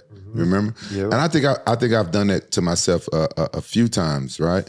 And you know, I don't know why psychology-wise we do that. And I was just wondering, are you open to seeing like a sports therapist? Oh, I have a sports therapist. Yeah. And I've opened myself to it, and he's super fucking cool. And it's about closing boundaries. It's about when you open yourself up too much, a lot of these dudes, I won't say too many names, but I had a lot of business partners that would take a syringe in my creativity and they would take out that creativity and run away with it. And then I would allow them to come back and get that creativity and they would go and I wouldn't see shit from it. And it's not like I had to, but a creative person's gonna be creative no matter fucking what. Yeah. But a lot of these other guys, they're gonna go and then when you cut that off, they're only there for that platform, wherever they're fucking at. And I had to close my boundaries off to a lot of people. And how Goggins was saying, you got to kind of just wipe everything away and focus on what the fuck you're doing. Well, I can, but I'm used to going to school, having fucking like maybe 18 credit classes, like maybe 3, 4, and then a lab and so on and so forth. Having a full-time job, having a girl, and then being able to do homework and tests and then do it all fucking again. I have to stay busy. I have to do this because that keeps my mind fucking. I can operate on 4 fucking monitors the same fucking way. You can do that. I can handle different things. I did Bitcoin when it first came out and reading schematics and everything and math. And it was just like putting it all fucking together. Played enough fucking video games and life experiences. Now I have the experiences where I can go back to school and then correlate that with everything that's fucking going on and understand it better rather than fucking going there and be like, duh, what? Yeah. because I have that experience, and it's funny how life fucking works, but it's like a deck of cards. It's just all shuffled in, and now it's like boom, all the suits are just fucking right there. Can I get your thoughts on this? I've been in my career where I went to like a 2-fight losing streak, right? When I started fighting in Japan and coming back off of injury and stuff like that. And which is fucking cool that you fought out there, which is dope. Yeah, I've loved it. But one thing they did, right? I felt like sometimes when you come back off an injury or two streak fight loss, they give you a warm-up fight. You know what? I've never had a warm-up fight. They've always given me fucking tough fights. They feed you to the wolves, Tony, every time. No, it's not feeding me to the wolves. They want me back to where I belong. Yeah, but this is the thing. It's a good way though. to look at it. That's because you're a champion. Not many people would look at it like that. But this is the thing, though. Dana White and them motherfuckers over there, not to talk shit about them. I love them for what they did for the sport, but they're not fighters. You know what I'm saying? Dana's a trainer, and he started with... But he's not a fighter. I mean, not really. No, he's not a fighter. I get that. I don't even speak up for the guy. No. I got nothing against Dana, but this is what I'm saying, though. In the UFC, they don't give you a warm-up fight. But I'm saying, a lot of people, our macho-ness, our ego don't want us to do it, but I'm telling you, it's needed. A warm-up fight is needed. This is what I would like to see from you. If I was a promoter, which I'm not, I would say, look, the fans love you. You're a great fighter. You're a great champion. I want to see you back. Got a couple injuries, a little bit older, 40 years old, you know what I'm saying? You're still young for fighting, for MMA. Mm-hmm. I would like to see you with a warm-up fight. I would like to see you fight up-and-comer, somebody just getting into the UFC, something like that. Starting over. Give you one warm-up fight. And because fighting is all about mentality. It's your mental. It's all to do with... Coach. Yeah. It's all mental. It's 95% mental. And so you need that. You need like a good training camp, and you need sparring. I want you to start back sparring. If I was your coach, I was like, look, we got to get you some sparring. Coach. It's the man right here. I could never be a coach, but this is like coaching advice. You're telling me, you're coaching me. But I know, cool. but I know fighting. I've been a fighter my whole life. My mom told me my first fight was with my cousin who's 6 months younger than me, RIP, when we was in Pampas, and I fought him over 1,000 times. We fought every day. I grew up fighting. The one thing I know about fighting, that's why I don't study my opponents. I enjoy learning about my opponent in the fight. That's how I get my rocks off. Same thing. Pause. Yeah, I can imagine how you get your rocks off. Hey, look, he trying to talk shit. He trying to talk. He over here look like Easy E with those sayings. Trying to talk shit. This for me. You lost 30 pounds. You got to sign it. You lost 30 pounds. Now you look like 50 Cent. You mad at me? What you mad at me? Many men. That's what he came in here today. Silver dollar, bro. Yeah. Hey, yeah, Silver Dollar. He calls him Silver Dollar. That's Rampage's new nickname, Silver Dollar. This motherfucker like a character out the movie Blade trying to talk shit, call me Silver Dollar. Bro, he's the hunter. He's coming for everybody. Blades and shades. You know what? My dad taught me how to hunt. Yeah? Yeah, so when I was about 7 years old, I'm a tracker. You know how to track animals? Yes, I'm a like tracker. Elk, bear. I'm talking about any little spot of blood, I can track. Yeah, and you be sucking their blood too, don't you? You drink the blood out. Check this out. When you kill a deer, that's the first thing they make you do. You taste when the blood. You have to take a drop. But the one thing is like my dad, he's a great hunter, and he's the same way. He's like, keep yourself closed off a lot and do your thing. But I remember when I was 7 or something like that, we found our first. I had found my first experience with it where we had to go and track, and he taught me how to do this. I mean, fucking a lot. He's a carpenter, and he taught me how to do a lot of carpentry. And I remember being like, why am I feeling so dizzy? Like, it's fucking 6, 7 years old, and he's putting the Formica on the top of stuff. What's Formica? It's like how you wood, and then you put like the cheap plastic, not plastic, but the cop. The coating? Yeah. But the fuzzy stuff. Right, but he kept leveling up with everything. So he did custom cabinetry. He taught me how to work with wood and do all this other stuff. And then he ended up... Bear loves working with wood. I bet. But custom. It's custom. And you have to have that creativity where... He taught me how to work with granite. And he taught me how to, and in the, we would, in the woods, it was the same way. It was always a process of how he would taught me. And he did it because he knew that I would use it later on. And I remember when he killed his first deer, I went and I helped him. We found it. He had me help him gut it. And then when we did that, we strung it up. And then we cut, and we lived in a certain spot where our neighbors were like, I'm a raised hillbilly, which is fucking crazy. And we cut the tenderloins right out and we grilled them as soon as we fucking did that.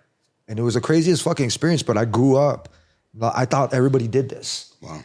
But nobody's doing this shit. And I grew up and I teach my kid how to survive. I just built an igloo the other day and I taught him how to do all the survivals. An igloo. You built an igloo? I thought he said a Nick glue. I ain't gonna lie. No, what's an igloo? Like an ice You one? don't know what an igloo is? No, but we don't have ice. What do you mean? I was in Big Bear and we had enough okay. snow where it was enough where I had throws a bunch of snow over there and I taught him how to do a couple things, and that's what I teach. I teach survival. And I remember when Good Eddie, man, good dad. and Eddie, Coach Eddie was he was with me when I had my camp in Big Bear, and I built a compound. I found the highest spot in Moon Ridge over in Big Bear where it was, and what ended up happening was I had him mixing cement with me, making sure that we had posts, and I did a tarp all the way around.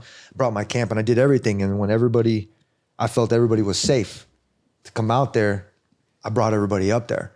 And it was cool. Like I've always been that way, you know, building tree stands in the woods. And I got taught that way, and to be able to pass, it's not about passing it on, but it's about working it to make sure you still got it.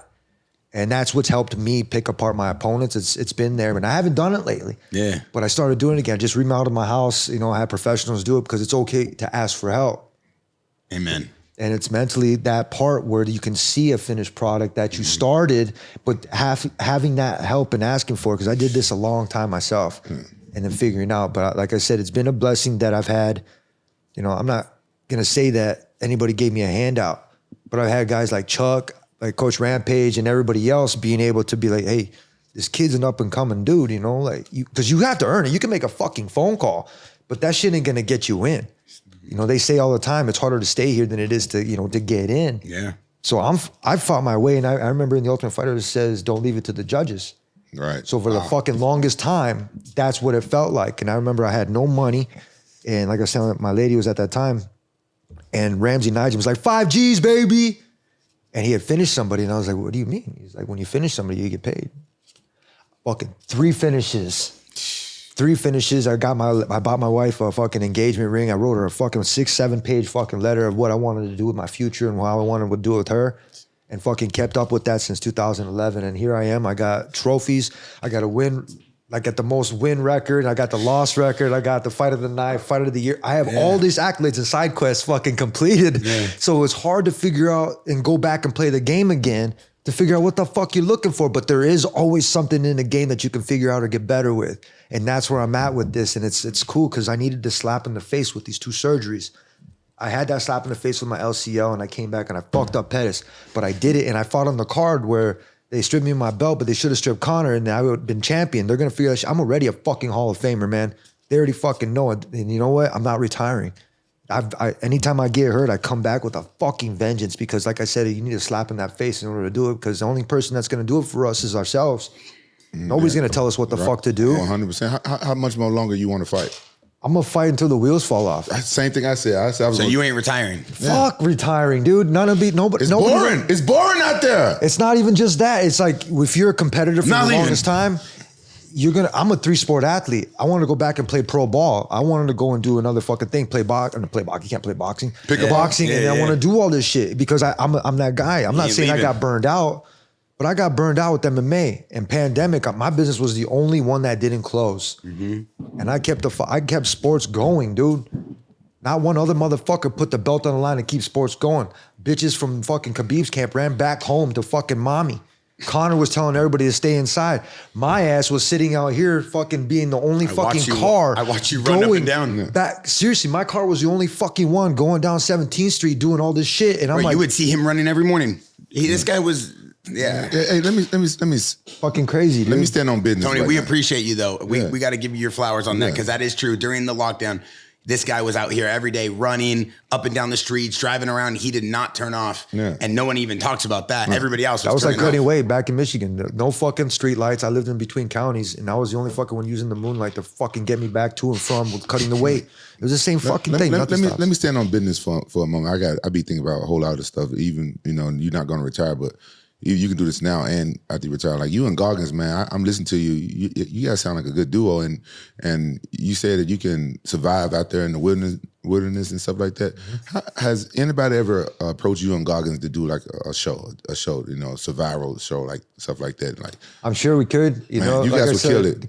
Coach is a cool fucking dude. I never asked anything from him, and it was vice versa.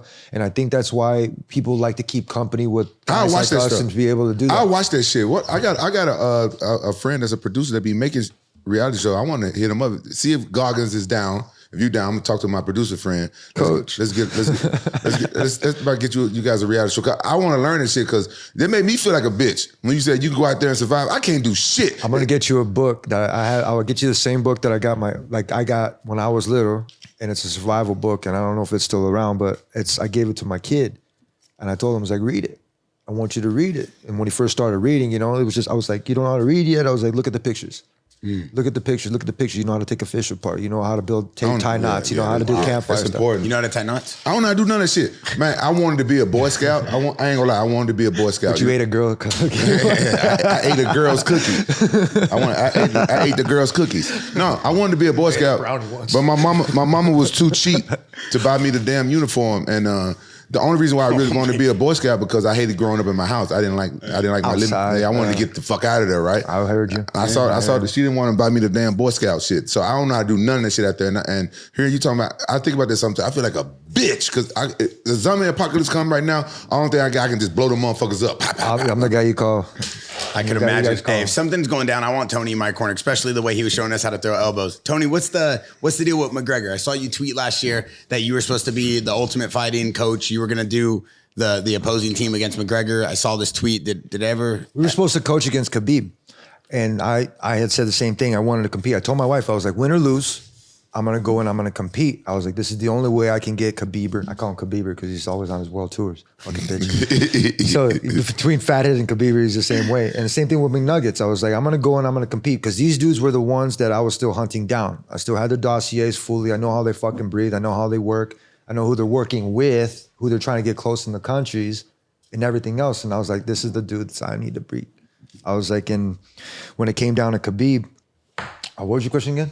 Yeah, like what was it with the McGregor thing? You were supposed to be on the Ultimate Fighter coaching against him. So with Khabib, I had said all those competitive fights, and with the losses, he felt enough to be able to be like, all right, cool, I'm gonna take and he took the fucking bait. He took the bait, and he was like, okay, we're gonna go against this guy. And it was the only opportunity because I had said, I was like, I can play you in chess, I can play you in anything, I'm still gonna kick your ass in whatever fucking sport it is. And we brought him back and we were supposed to coach, and this was in November. So here comes November, December. We had a contract, like literally ready to go. And Hunter was ready to fucking be like, you know what, let's go. And he was very confident. Damn. And Khabib never even showed up for his own cousin's fucking fight. So he had something really going on in his life where he couldn't fucking do it. Or just, you know what, he felt like a little bitch, like he always does. Fucking stuffed his face with tiramisu like an asshole. And fucking just went on and fucking, he skipped towns and skipped rocks. And so that went all the way until February. And then they signed McGregor and Chandler with the shit. Yeah. Yeah, man, shit happens. I don't fucking mope about it, but I move on and I fucking keep competing. And that's going to bring the best out of me because, you know, like I say, win or lose, all of my medals I have in my academy, and I got a lot of golds. I got silvers and I have very few bronze. But the best thing that I had to learn to do was learn how to lose, because without success, you got to learn how to be able to bounce back. Did you learn something from your losses? Yeah, I didn't like it. But you don't lose if you learn something. So when it came back from the Patty fight, like I didn't feel bad because nobody knew. I didn't bitch about it. I didn't go and fucking be like Kobe or anybody else and be like, oh, my foot was this. No, nobody fucking knew that I was like that, because I tell my wife, I was like, I can say shit, but people are gonna fucking think twice or whatever the fuck they're gonna think. I was like, but I have to go and do my surgeries.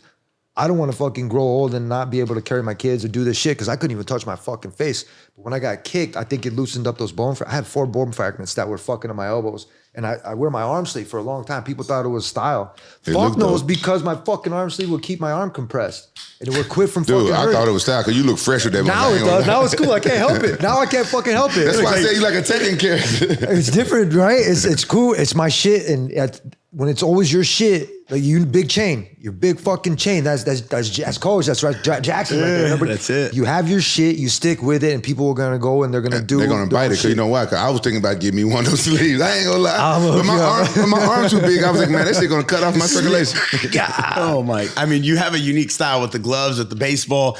This whole time, I'll be honest, Tony, I always thought, man, this guy is just. He out it. He don't even know. He's just going in there. He throwing on a whole show. No, but now talking to you, Tony, and I know we talked before a little bit, but like you are so in tune. It seems like you have a real reset on your career, your mind, your spirit. It seems like you're a completely different person going into this next phase of your life. I'm glad to hear you're not retiring, actually. I think the internet's going to be like, yo, you should hang it up, but who's it up to them? Those people never started.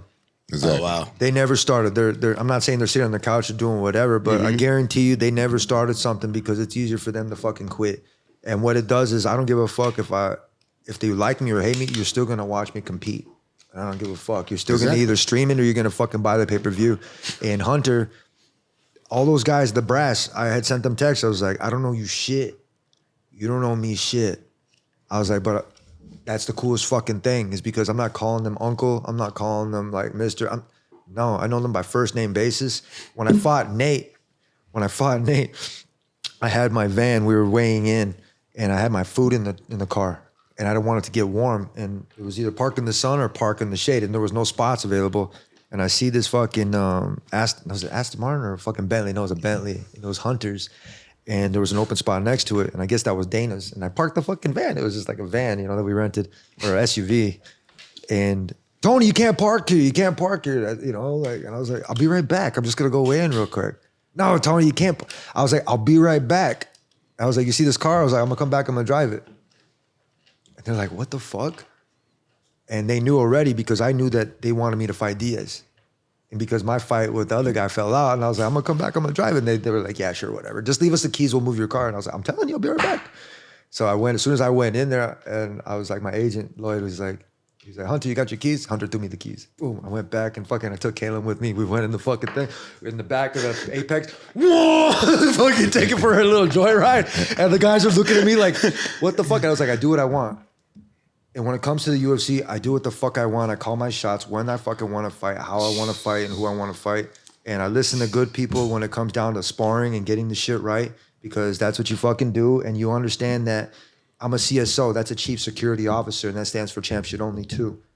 It's fucking every fucking moment that you're doing something. You don't have to be pregame hero in football. You don't have to fucking like show everything, but you got to be competitive enough for these motherfuckers to go. I got a championship football ring when we were 14-0 from state football, from Muskegon Catholic Central. I was fucking high school, and then this one's a national championship ring for a team. I'm a fucking captain no matter fucking what, and I lead by example. And a lot of the motherfuckers. I'm fired up to go fight right now. I want to go get it. Yeah, you want to try those elbows out. You want to try those elbows out. I want to fight. I mean, bro, you are inspiring. That's why you always DM me CSO. I always wondered what you were trying to tell me. And I stayed with the same shit for a long time. That way, it's my own fucking, it's my own That's flavor. awesome. It's my own shit. I've been wearing cutoffs for a long time. I'm not the biggest fucking guy, and I've never tried to be because it's just my own shit. I've always been that way. Sunglasses, with the little kiosk in the mall where you get 2 for $20. It's been my shit for a long time. How many pairs you got? I got a couple, but I always give them away. And anytime I meet somebody really cool, I'm either like I give them a fucking rubber band or I do something What's up with the rubber band? I've always had 2 of them, and I'm gonna be real with you, just like doing tricks and shit like that. The coolest fucking thing is it's like You see that trick? But no, Yeah, see that's sometimes good. it's just for some people, and then they have this little thing that's left in them, like, what the fuck just happened? And that's what I like to do. He slapped the shit out of his thumbs. Is that You it? doing he did like a triangle. He turned it into a square. No. You do origami? You do origami? Yes, I do. So that's the other part too. Are is you I- Japanese? Nah, I like to read books. Oh. I like to You read got a books. deck of cards. Can you do any magic tricks? Not really, probably not. Let me see. I haven't done them in a while. You making him disappear? Yeah. How'd you do that? He's not gonna tell us his trick. Will you turn a spade into a club? Yeah. What? You saw it, right? I saw that. Yeah. What? Holy Chris Angel. You see this? Oh, wait. He still has a card in his hand. Yeah. So, Yeah. What? He turned the spade into a club. Yeah. Wait. so, How do you do that? there's little things that I do really quick, and it's only for that specific person. So that way they leave with a little bit of magic in there, and then they just know. I'm blown away. It's just little things like that can just lift somebody's day from a frown to a smile. That's good, just man. it.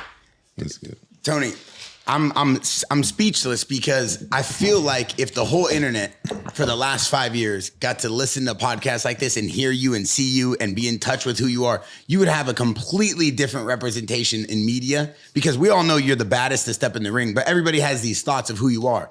But you are so down to earth and connected to the current moment. You are one of the most present people I've ever seen. I deep think a lot, and I'm gonna be real. I've been blessed to be able to have, like I said, when I was really little, my grandma Jeanette, she's cool as shit. She would give me these prayer books. Like, my father wasn't there, my stepdad didn't come around for a while, so my family took care of me. I grew up with uncles. We would always roughhouse and stuff, but I never knew any different because I had all that love, and they knew that I needed it. And, you know, I say to my kid, every fucking night, I give him, I don't give a fuck how big he gets. I'm going to give him a piggyback ride from when I pick him up at class. I give him a piggyback ride, 7-year-old. And all these dads look at me. Even when I had my surgery, I had my fucking cane. I was like, get up. Boom. And I carry him so that way he understands and knows that I have his back. And when every night I tuck him in, I say his prayers. You know, I'm Catholic. When it goes into it, I say his prayers. So that way it emanates with them. And I, you know, my little one, I've always sang to them. They're musically inclined, you know, like C, D. Where's middle C at, Anthony? Boom, finds it. And he likes music, you know. I have my music notes here and I'm about my plants. So everything has a fucking, a reason for something that I have. And, you know, like my mom would always tell me, TSKYH, it's think strong, keep your head. Wow. And, you know, my middle name is Anthony, or my first name's Anthony, but you have Armand Anthony. His middle name is, and then it's like Angel Anthony. You know, I got their feet and a dove, and it's just like, you know, my fish. Everything has a certain purpose with me, and nobody knows that, but I'm very deep. And I'm thankful for that I have that.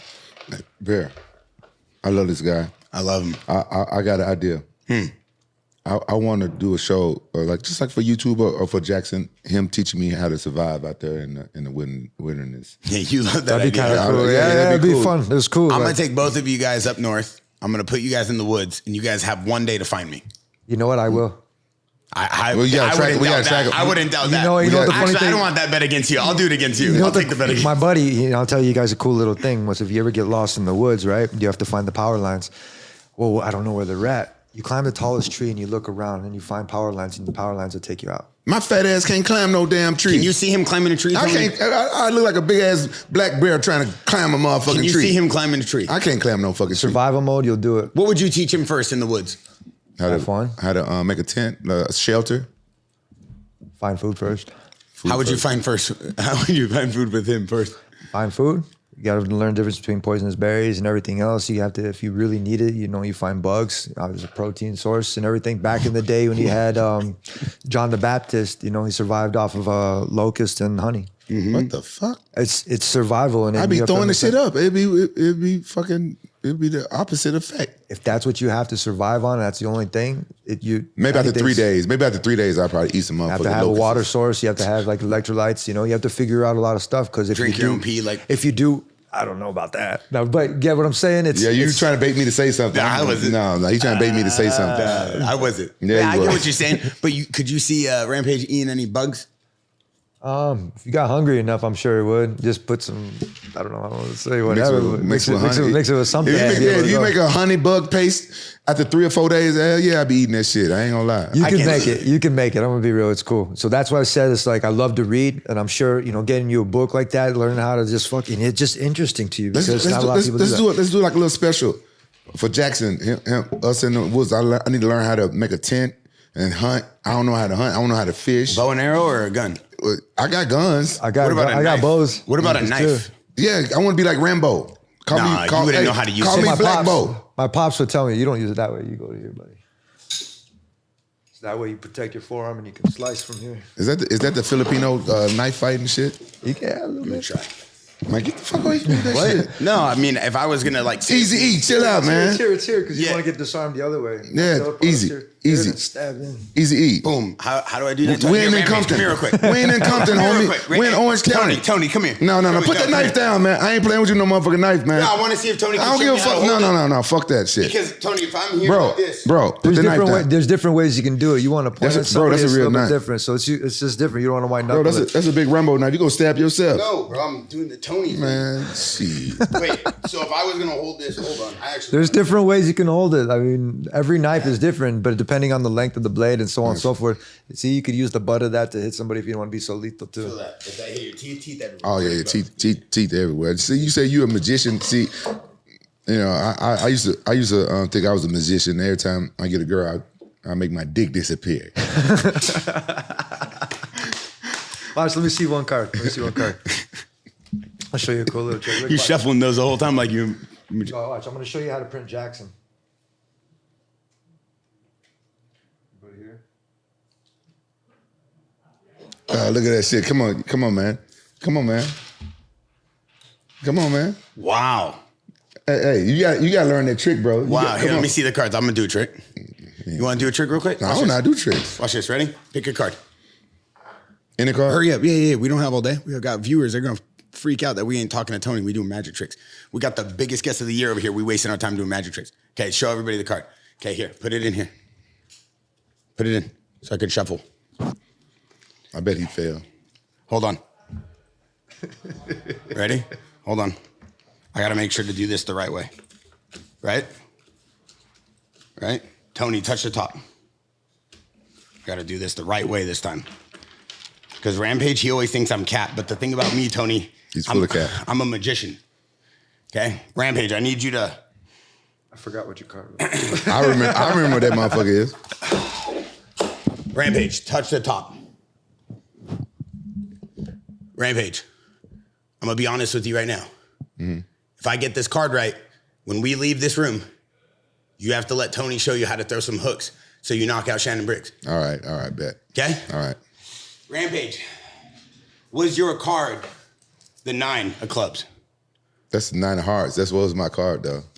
Yeah, 9 of clubs, the red one. Was it your card? That's hearts. Was it your card? That's my. It's not clubs. It's hearts. Was this a card, Tony? Yeah, that was my card. Thank you. Dog, I've been doing this. I've been doing my research. He took it up on the table and he kept it up on the table. How do you know what I did? Why would you reveal magician's tricks? Yeah, that's exactly what he did. That's funny. Yeah, that's funny. No, you didn't see that. Now you all pissed. Well, he can show me. See, he's all mad now because I know I do. He can show me some hooks. Oh, I can't wait. We need that because every time we go out there, Rampage don't like to train, and he got a fight coming up. I get pissed. No, I like for him to learn the shit. No, I do. Hey, I'm Tony. the same way when it comes down to it. Sometimes when we've been doing it for a long time, we like to teach, and it's completely different. No, I like for every guest to come on and show him some stuff. You know? I truly love fighting. So I know the audience, they think like I'm trying to fight, but ever since Ankle we've been pick. doing the Everybody's the same size on the ground, kid. ankle pick. I love that. Nicky Rod was showing us that. He had Jerry West show him the free throws yesterday. Yeah. So he learned something from everybody. I want him to learn something. I love the MMA community. I love combat sports. I think it's great for your mind and your body. I love training. So I obviously put this together with Rampage so that way I could be around combat sports as much as I can possibly because I truly have a passion for it. I love watching it. I love being around it. JAXXON is the #1 men's jewelry brand in the world. We sell more chains online than any other brand in the world. All of our stuff's real gold. Real, I see you guys. Yeah, real gold, real silver, made in Italy, and the whole thing is quality. So me and Rampage said, listen, we got to bring that same brand ethos. Yeah, there you go. You got one of our best-selling chains. Can you wear We got to bring silver? that into the podcast. What's that? Can you wear silver? Silver? Yeah. Any metal, man. When You it goes down to you it. can wear silver. Why you think Titanium, silver, Yeah, gold. He trying to clown. He think you. You're a vampire, man. He a vampire. I'm a day walker. Hey, as we get ready to wrap this up, Tony, you've been such an amazing guest. I want to run through a few MMA things just so the MMA community don't kill us because we spent half the time doing Chris Angel magic tricks. The one time we get the biggest guest of the year here, Rampage wants to turn into a magician. In terms of fighters, how good is Justin Gaethje? Gaethje's all right, but I spent, like I said, 6 months preparing for Khabib, so our striking wasn't really there. I was doing sambo and trying to throw Khabib around his back, but it took me one uppercut, bitch, to drop him. So it was different. And the other part was, and I'll be real with you, is I wanted to get hit. By Gaethje? Because everybody remember how says we were it's talking power? about? Remember how we were talking about self-defeating? Yeah. You know, that week I was drinking I drank a couple, like a fifth. Yeah. I was sharing with my team. Yeah. And just like, cause it was like miserable. Like I just thought, like, cause they were shoving like stuff in our noses, trying to figure out what the fuck was going on with COVID. And it was just, Jesus. it was a lot for me, dude. It was so much. And so like, I wanted to feel numb, and going in there with Gage, my coaches were pissed. I know they were probably pissed, and they were trying to talk to me, and I'm pushing them out of the way cause I just wanted to fucking just go in there toe to toe and just get hit. And it was the most, like I said, when pain is real. Like it was almost like fucking, like I said, self-defeating when I went in there. I wanted to get hit, but I got hit enough, and I was in the hospital, and it was real for me that sometimes I would have to have something like that for me to bounce back. But it was the most fucked up part. Not a lot of people know that about me, but I've always been that way where if I would get burned out on some shit, I would allow myself to fucking be like that. Yeah. I would go and throw my medals in the wood. I would take my wrestling charts and chart them up. But why though? I don't fucking know. You know what I mean? It's a self-defeating thing that I had to break. Here's go. I'm gonna see if I could be a psychologist for a second. Is it because you just don't feel like you deserve it? That's it. But you know what? I do. You do. And that's what I mean. I would have to put myself in such a low spot where I would have to bounce back higher. Listen, tell yourself in the morning when you wake up, give yourself a message, say, I deserve this. I deserve this victory. I deserve to get back on top. I deserve everything because I worked hard. I'm a hard worker. Tell yourself that every morning when you wake up. Thank the Most High for and be show your gratitude. Thank Him for everything. Thank Him for your healthy, beautiful kids, your beautiful wife, everything. Thank Him for things that you don't have. Thank Him for things that you want, and never talk about what you don't have. You know what I'm saying? Always thank Him for everything, and tell yourself you do deserve it, and don't feel guilty for anything that you've done in the past or anything, like, because we are ratchet men. You know what I'm saying? No one's perfect, and you deserve it. You deserve everything. Thank you for saying that, because I'm gonna be real. Since I was the Ultimate Fighter, I would write on the mirror after I would, when I would take the steam, and I would always write, like focus, and I would write focus one way, and I want to make a shirt with you or something like that. Focus on one way, and then write focus on the other way, and then focus this way off of the same fucking word. And I would write myself things, and then now I would be sharp. The sharp is a hashtag, and when you put the T and the F, it makes a hashtag. But B sharp is something because on the piano keys there is no B sharp, C flat, but the sharp is silent. So it's basically like work under pressure and be quiet about it. And I know what you're talking about, like being able to believe you and to obviously give your thanks. But believing in yourself, like I said, sometimes I need a slap in the face in order for myself to realize it, or somebody experience to be like, and to be able to be like, you know what, it was there, but then, okay, yes, now it's cool. So from between you and Goggins, you and then being here and doing this podcast, opening up, these are steps in order to be able to put your roots back in where you fucking need to do and be able to let fruit go out there. Yeah, that's what's up. Now you can go and do podcasts. Go do Joe Rogan's podcast. Maybe. Go do Oprah. I'm the only guy that told him no. So it's JAXXON's cool. He's going to have to earn that one out. We love you for that. Much love, baby. And we definitely that's one thing me and Rampage, and I know Rampage can attest to this, we wanted to build this platform as a brand for people, for the podcast, to have legends like yourself to come on here unbiased, uncornered, no agenda, be you, be raw, be rugged, be real. Let the people actually know who you are, because so many people have to put on a front. They have to be on a platform. They have to be funny. They have to do this. We get to just chill and have barbershop talk. Yeah. We get to chill here and just have the boys, and I don't have a belt. I didn't fight, but Rampage can relate to these guys on a different level that most people can't, especially how iconic he was in the fight game. That's how you're saying with people that fight. One of my trainers, Ant, like I told him, and he wanted to train me. I don't call anybody fucking coach unless they're older than me, unless they're more experienced. I just don't fucking do it. But like, I was like, you want to train me? I was like, you have to go and fight. So then he had 2 amateur fights, and I cornered him on those ones. And I was like, okay, let's work now. Because that way you understand what the fuck is going on in our mind, what's going on with the cut and whatever's going on. Damn. And building those relationships is everything. I know Dana hasn't fought. I don't know, maybe. Hunter, and so on and so forth. Yeah, he can box, but I don't think he's not a fighter. Like, you won't know unless you actually get in there and do it, and what we go through and stuff like that. Because I'm human. I've been in training camps where I'm coming off a loss, and I get in my head and I self-destruct. My fight with Fedor.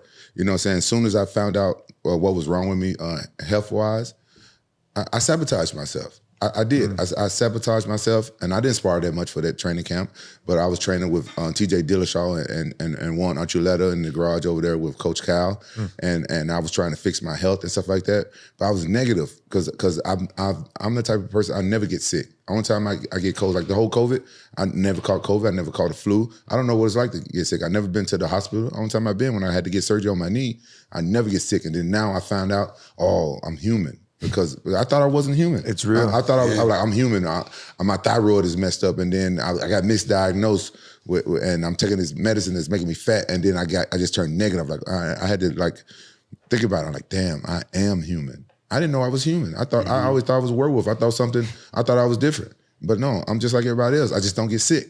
But then now I'm sick, and I go out there and I fight anyway. And I got to Japan. I started eating carbs like an idiot because somebody told me to eat carbs, and I fucking blew up, and I fucking got bloated. And I said, you know what? I'm still going to fight. I'm still going to go out here and fight because I self-sabotaged, and I did that. I did that with the Forrest Griffin fight. My manager at the time, he was my trainer. I heard him say in the interview, if Rampage loses this fight, I'm going to retire. And I had a feeling that he was doing some shady stuff. Allegedly, I gotta be careful what I say. I already got sued by this nigga. And I was like, real talk. I was like, man, I kind of wanted to. I always try to fire him. He always play on my heartstrings. I was like, man, if I lose this fight, then he's gonna retire. But I wanted to win. I want to keep my belt. But in the back of my mind, seeds. I did want to lose. but I really didn't want to lose my belt. But still, that's enough for you to sabotage. And even if it's a little bit, man, you got to get that out of there. Whatever you got to do, you get that out of there. I would like to see your next fight be a warm-up fight, and you go out there and you destroy that motherfucker, and you feel good doing it. I don't care who it is. I don't give a fuck who it is. You go out there, destroy that motherfucker, you're like, you know what? That's all I needed. Then your next fight after that, you fight whoever the fuck you want, and you know you still the man in there. You know you still got that champion heart because you're never going to lose that champion heart. You're a champion forever. I think that's the best part, man. You know it when you say, I hear somebody say, you know, fans and everybody else can say that, you know, and like I always tell everybody, I'm always going to be the champ. That's fucking, I don't require anybody to tell me that, but it's just completely different because I've done shit that nobody else has done in the same fucking way. But believing that yourself is something completely different because you can have people tell it until you fucking start saying to yourself in the mirror and be like, no, I am the fucking champ. And you start to believe it. And that's when you go to work and then no fucking seeds can be planted because you already fucking set your roots and it's it. No fucking seeds in that bitch. It's crazy to watch you guys say it to each other though, because in a non funny way, like it is cool to see when champions and people of that magnitude can recognize it in each other and say it without ego. If you really think about it, like we don't think about this, but somebody brought up to me, like champions and fighters, like we're less than like 1% of the humans on this earth. Right. And people would never do what we do. They can't do what we do. No, you know what I'm saying? no, you know what I'm saying? You got to think about it. So all these people watching and come in and he need to do this, he need to do that. They don't matter to us. It's like we some motherfucking wolves or we some motherfucking lions and we walk around, we gonna act some motherfucking sheep. Like, what you think we should do? Alphas, it's a meta thing, man. The meta superheroes type of stuff. And a lot of people, they either wish it or they think, or, you know, they're just too busy doing whatever. But anybody can start. We're at that point now where social media, I mean, back then, right? I mean, I was around the time where Nintendo was there and then it escalated where we had CDs, DVDs. Yeah. A lot of people don't understand it now. Everything's downloaded and streamed and so on and so forth. But we had to go through VHS and we had to make that, make sure that bitch is, and if somebody comes and bumps it, we had to fucking start over because there was no save. This motherfucker so rich. This motherfucker so rich. He ain't never had no CDs. He already had, you ain't never had no CDs, did you? I had an iPod. How old are you?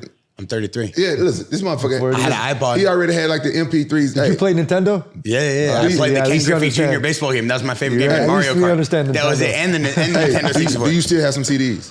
Do I have CDs? Yeah, I use CDs LimeWire all day. on your face. Oh, Shut God. the fuck up. God damn it. I knew it was Laserdisc coming. and CDs. I knew it was coming. I knew it was coming. No, you did not get it. I knew it was coming. I let you have that one. I let you have that one. Daddy. Listen, before we wrap up, I want to end with this. Tony, your top 4 favorite UFC fighters of all time, and I want to hear from your mind why.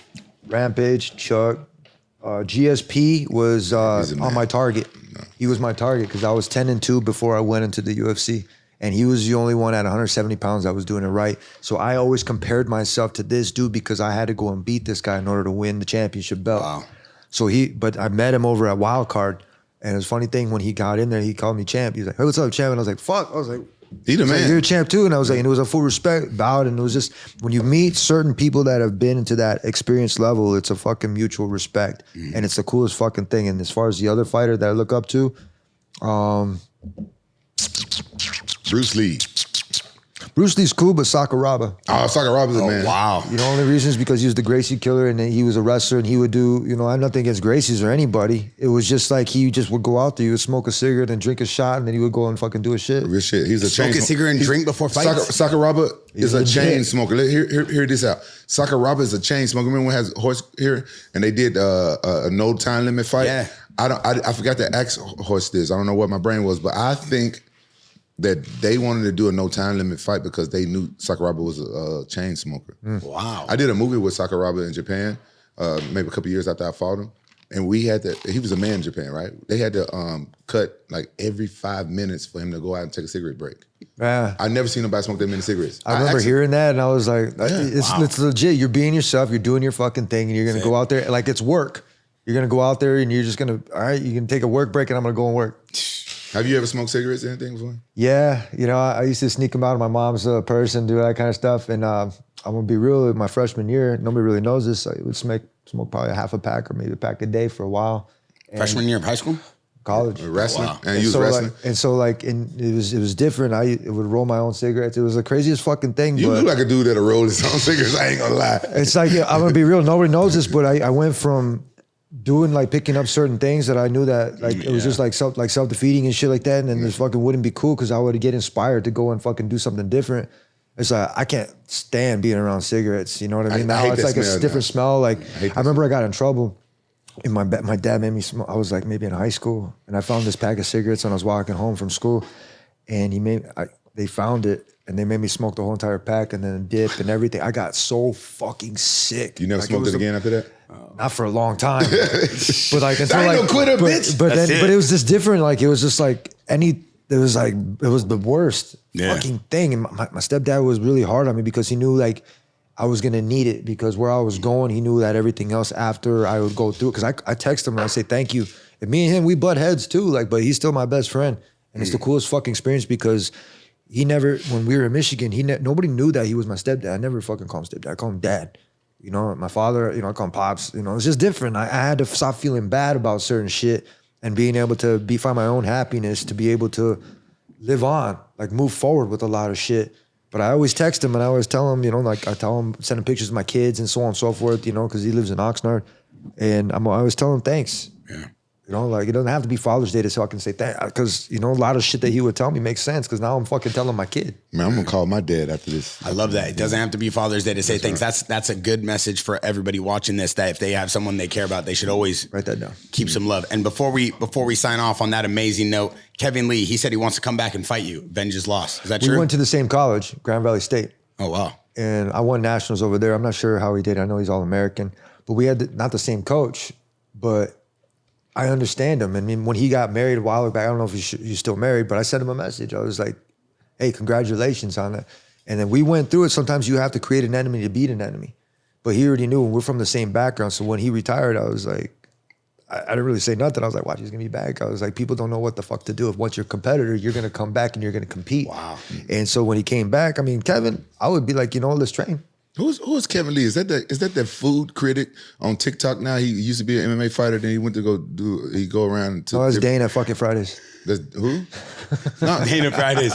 You know when Dana be making the peanut butter and jelly? I don't watch shit Dana do. I don't watch shit Dana. Oh, he got the best show on Fridays. For real? Yeah, it's the best. He cooks on best snacks. Oh yeah, he cook. He like Gordon Ramsay. He got peanut butter with McGriddles, and then he be throwing sausage. He makes a whole breakfast. I don't know why I don't watch shit Dana do, but you know what? I'm gonna tell you something about Dana. I was proud of him when he changed his health because remember he had the health problem. He changed his health and he started telling people about his health and about the fasting and stuff. I saw that because they went viral. And even my coach Bobby tried it. Yeah. And I tried it for a couple of days, but then I lied to Coach Bobby like I was still fasting. You know what the craziest thing? A lot of these guys like Dana, when it comes to life-changing things, it makes them think about like what the fuck they either put people through and what they're gonna be doing in their future. Hunter, when I went through my knee surgery, that dude had double knee surgery. And like I said, the guy told me that it was gonna take me 12 months. I healed myself in 3 months and I fought in 5. You got a mentally strong mind. But people, when they do, they understand it and they go through it, which is cool. And you know, they 100%, take notes. 100%. And then last but not least, is the rumor true that they were trying to set up a fight, you versus Jake Paul in Dubai in a boxing fight? You know what? I'll mess up anybody in a boxing fight when it goes into it because I've wrestled my whole entire life. MMA is completely different. When it goes into shorts and no shoes, I wrestled my whole life, dude. I won state in high school. I was All-American and I won nationals. Shoes and me, when I'm in boxing mode, when I go to wild card, I asked Freddie Roach, I was like, hey, who's your best fighter that moves best? And he's like, you, Tony. When I'm in there, I don't like to get hit because in wrestling it was the same way. I would have people either bash, wrapping their hands like that, or doing whatever. Me, I was always the quickest and my level changes and so on and so forth. I would bring people to my spot over in the garage. And this dude he got pissed because he brought his lady and he thought like he'd look bad. But I was slipping fucking everything and he had to hit me in the fucking nuts in order to fucking, he got pissed. I would piss people off in boxing. They won't even be able to hit. It's hit and not get hit. And when you take like Sweet Pea, Pernell Whitaker, and you peekaboo like Mike Tyson and you're not showboating, but you're loose like fucking Prince Azim Ahmed and you're like in there with a lot of boxers. Yeah. You're using that flair and then you start pissing people off and you just jab, and you break people. Bro, this will be my first time saying this anyway. Bro, I'm getting good with these guys from Qatar and they telling me a whole lot of stuff. I would love to see you go out there and box, man. It would be really fun. Like I wouldn't mind, look, I'm gonna be real with you. I'm calling out Jake. You're calling out Jake Paul? I would love to fight you, dude. He'll take that fight. I don't call or talk to too many people or call them out, but Jake is the one, and a lot of these up and coming people, when I talked about insurance for fighters and so on and so forth, I plant that seed. And a lot of these other fighters, they go and what they do is they take it to another level. He'll take that, but Uncle Dana will be mad at you take that fight, though. I don't give a fuck what Dana says. He knows already. He don't know me shit and I don't know him nothing. I've done enough for this fucking company. When Trump was actually texting Dana and calling Dana, and Dana's texting me when I'm out here skateboarding over here in Monrovia, fucking doing my shit with my cousin and sending him the fucking voicemail because he already knew that I was down for the fucking crew. Send him a video. Texting him right now. How many more fights you got left on your UFC deal? After I win this next one, I probably got like maybe 5. God damn, what the fuck? I re-signed after the fucking, with every fight, I go back and I tell him I renegotiate my shit. Well, you sound like a 13-fight deal or some shit? You know what? Every single fight, I go back and I make sure that they understand what my value is. Because that's the one thing I speak up for myself, and I had to learn that because with my first agency that I was with, they never really fucking fought for me. They were always kind of like doing whatever they would do, and I had to speak up. I finally had to learn how to speak up and take care of all my businesses. Hey, that's a lot. Hey, that's a lot of money left on the table at UFC. So when all that money's done, we don't want to affect or get upset Dana in the UFC business. You know what? They don't want me to go. Make this Jake Paul They don't fight. want me to go. They want me to retire, but I'm not retiring. Oh, they want you to retire? I don't give a fuck what anybody says. I'm going to compete so that way I'm able to, like I told them when I got, this is, the one thing is too, is after my fight with Patty, I didn't feel like I lost. Like it was just like one of those things. I was happy and I got paid, did my shit. But then the one part was when I was leaving, we went to Barry's. I have to say thank you to Barry's out in Vegas. The steakhouse, best fucking bomb. Hey, great steak. And then we ended up going, and then Hunter was over there. Not Hunter, it was Mitch or one of the matchmakers. Yeah. And I didn't realize it. And I go and I tell him, and he was in. When people like they want to feel sorry for you, they kind of like do this. And I looked at him. I was like, you know what? The cool thing is at least I have options. Ooh, wow. And he fucking was like, what the fuck? Because I'm not gonna beg. I don't give a fuck. I have a belt. I have fighters only fucking award. I have a lot of shit. I was like, I'm gonna get paid no matter what the fuck I do. I'm a 3-sport athlete. I got a lot of shit I wanna do, but I'm not gonna fucking beg. I'll go in there and I wanna hear what you have to say. I'm not gonna beg, but I'm a man and so are you. You've been through shit, so have I. But this is the understanding now. I'm 40 fucking years old. I'm not fabulous. I'm on fucking fire. And there's a difference with that. And that confidence radiates off of me because I had to fucking earn that bitch. And it's cool. Riling me up. Hey, you be inspiring. You're the new David Goggins. Yeah. Yeah, you be inspiring. Goggins is Goggins. Yo, Coach you Jackson's inspire me. Jackson. You know what? But that's what he said. He's like, no Navy SEAL could fucking touch you. He's like, if you were to go in here, you would have fucking been one of the captains. But you're Tony fucking Ferguson. He's like, don't forget that shit. This is literally one of the best episodes I think we ever done. That's a wrap. Yo, this is the JAXXON Podcast. I'm here with Tony Ferguson, the one and only. Rampage Jackson, the one and only. Tony, I just want to say thank you because it means a lot. I know you don't do podcasts. I know you don't ever expose and open yourself and expose yourself to media and platforms. But for you to come on this thing and be this vulnerable with us and lay it all on the line, nothing but respect. I know the audience already has respect for you. I don't need to co-sign that. But it just means a lot to me that you shared this moment with us. Appreciate it. Thank you. Thank you. Make sure you guys check us out. Don't forget to like, subscribe. JAXXON Podcast. We're doing it as big as we can for you guys. Fuck yeah.